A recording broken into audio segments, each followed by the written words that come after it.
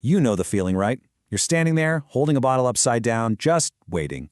And waiting. It seems so simple, but there's actually a science to it. So today, we're going to figure out the absolute fastest way to empty a bottle.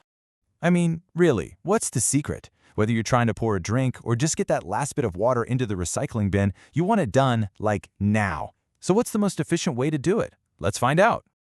All right, first up, we're going to start with the way pretty much all of us do it. Think of this as our baseline, our control group. It's the classic just turn it upside down method. It feels right, but as you're about to see, it's not great.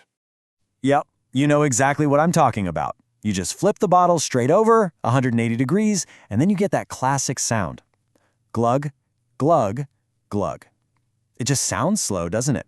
And that's because it really, really is. But why? Okay, so here's the deal. It's basically a traffic jam at the exit. As the water tries to pour out, air has to get in to replace it.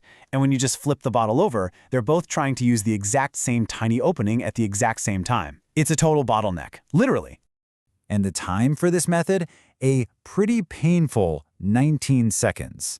Yeah, 19 seconds of just standing there, listening to it glug. That is our number to beat. Surely we can do better than that.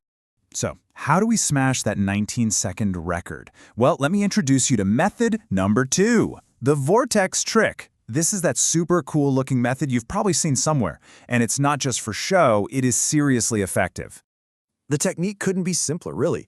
As you flip the bottle, just give it a little swirl with your wrist. You're just trying to get the water spinning into a little whirlpool, a tiny tornado, right there inside the bottle.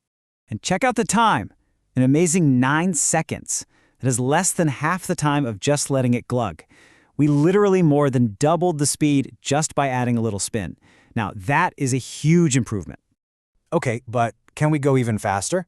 What if we could make sure that the air and the water never even had to cross paths? Well, this next trick does exactly that. And all it takes is one simple tool you definitely have lying around. All you have to do is pop a regular drinking straw into the bottle. The key is to make sure one end is sticking out of the water. Then just flip it. No swirl, no fancy moves, just turn it upside down. And the new record is a mind-blowing 7 seconds. This little hack shaves off another 2 seconds, making it the fastest practical method we found. 7 seconds. So let's just take a look at our journey here. We started at a snail's pace of 19 seconds with the glugging method. Then we cut that way down to 9 seconds with the Vortex. And finally, we hit the top speed of 7 seconds with a simple straw.